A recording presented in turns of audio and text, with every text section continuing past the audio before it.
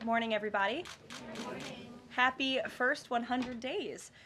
Before we begin, I want to acknowledge that the bipartisan Take It Down Act passed the House last night. This important legislation was championed and guided through Congress by our wonderful First Lady, Melania Trump, including through her direct advocacy on behalf of survivors during her passage efforts. The Take It Down Act criminalizes the publication of non-consensual intimate imagery and requires social media and similar websites to remove such content within 48 hours of notice from a victim. The First Lady thanks all those who voted in favor of this important legislation, and the President looks forward to signing it when it arrives on his desk. Today officially marks 100 days of promises made and promises kept by President Trump. This has truly been the most historic start to a presidency in American history.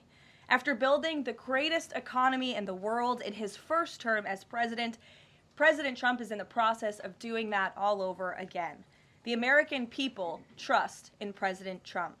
Since his first day in office, President Trump has focused on defeating the Biden inflation crisis, bringing down the cost of living, and making the United States the best place in the world to do business, invest, create jobs, and innovate. And President Trump's efforts are working.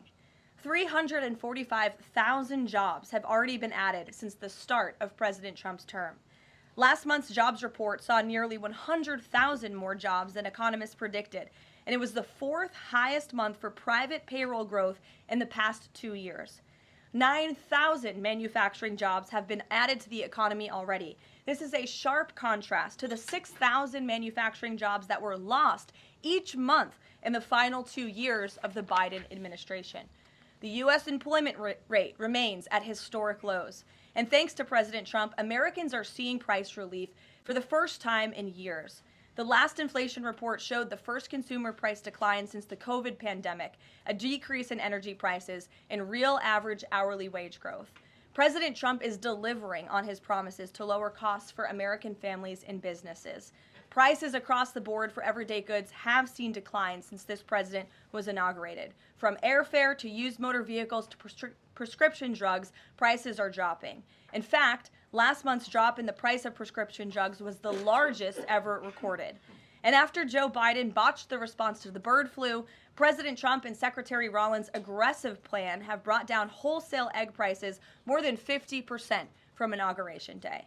President Trump ended Joe Biden's reckless war on American energy and fossil fuels and has restored American energy dominance. And Secretary Wright, Secretary Doug Burgum are working hard on that effort every single day. Oil and gas prices are now way down because of this bold approach.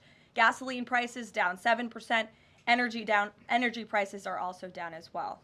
The Department of Interior just announced a new offshore drilling policy that will boost oil production in the Gulf of America by 100,000 barrels per day.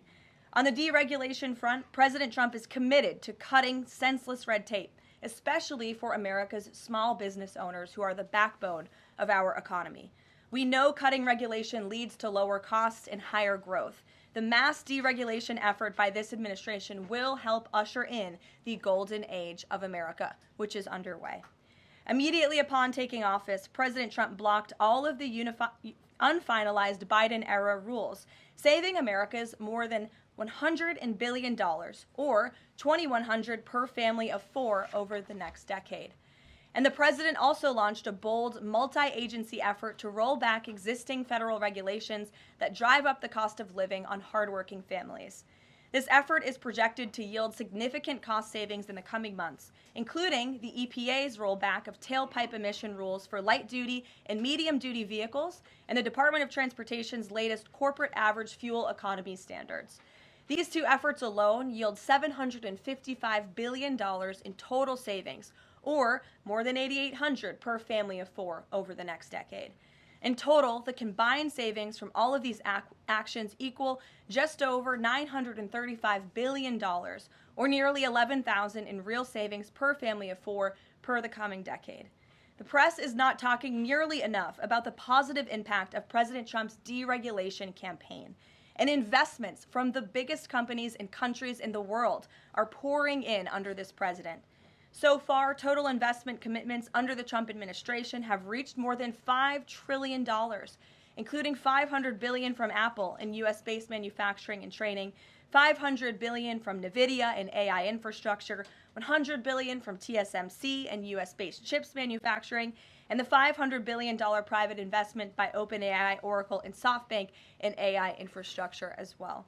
All of these investment commitments are estimated to generate at least 451,000 new high-paying jobs for American workers and families.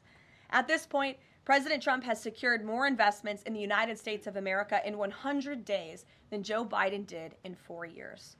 President Trump is America's businessman in chief, and that's why these trillions of dollars in investments are flooding to our country. The business community is bullish on America because President Trump is back in charge.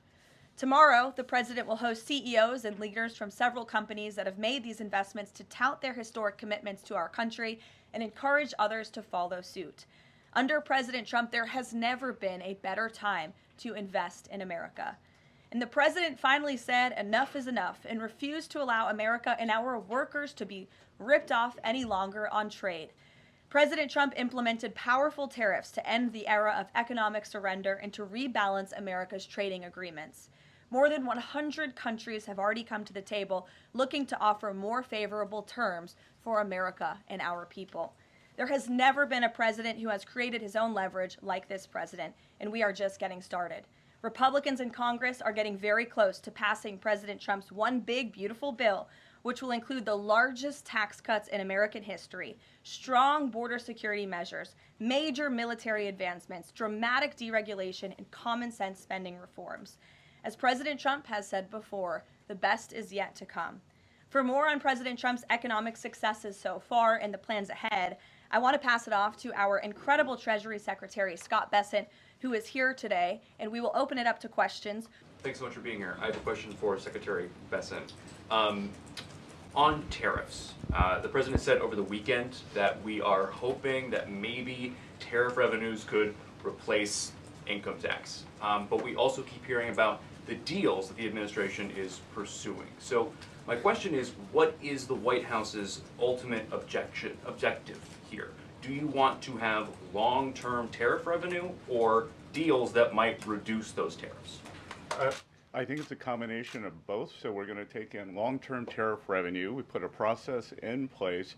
We have 18 important trading relationships. We will be speaking to all of those partners, or at least 17 of them, over the next few weeks. Many of them have already come to Washington. What President Trump is referring to is the ability for tariff revenue to give income tax relief. And I think there's a very good chance that we will see this in the upcoming tax bill. The president campaigned on no tax on tips, no tax on Social Security, no tax on overtime, and the restoring interest deductibility for autos, for American-made autos. So tariff income could be used for tax relief on all of those immediately. So you think that there is a role for significant tariff revenue in U.S. fiscal policy? I think that it is something that got put away a long time ago, and I think that tariffs will bring back American manufacturing and generate substantial revenues. On manufacturing, we've seen some pretty grisly surveys this month from the Philly Fed, which saw the biggest drop since May of 2020, and the Dallas Fed, similar plunging outlook, poor shipping orders. What are American manufacturers not understanding about your push for onshoring in the U.S.? Well, I think I was in the investment business 35 years, and I learned to ignore the survey data and look at the actual data, and the actual data has been quite good. The job data is good. Americans keep spending, and as Caroline said, we have these incredible commitments to bring manufacturing back on shore with record investment by domestic corporations and foreigners who want to come into the U.S. Thank you so much, Caroline. Thank you, Mr. Secretary. The Chinese continue to say that the U.S. and China are not engaged in any consultation or negotiation on tariffs. You recently said you've talked to your counterpart, but more about, quote, traditional things like financial stability. So can you clarify Is the administration talking to Beijing specifically about tariffs or not? Well, we're not going to talk about who's talking to whom, but I think that over time we will see that the Chinese tariffs are unsustainable for China. I've seen some very large numbers over the past few days that show if these numbers stay on, Chinese could lose 10 million jobs very quickly, and even if there is a drop in the tariffs, that they could lose 5 million jobs. So remember that we are the deficit country. They sell almost 5 times more goods to us than we sell to them. So the onus will be on them to take off these tariffs. They're unsustainable for them. And they are saying you guys are not talking about it. So is that true? Look, they have a different form of government. They're playing to a different audience. So I'm not going to get into the nitty-gritty again of who's talking to whom. But as I said, I believe for the Chinese, these tariffs are unsustainable. And very quickly, 2 days ago, you said you didn't know if President Trump had spoken to Xi Jinping. Do you know now? Again, I would say Caroline and I have a lot of jobs around the White House. Running the switchboard isn't one of them. Bloomberg, go ahead. Secretary Bisson, thank you so much for being here this morning.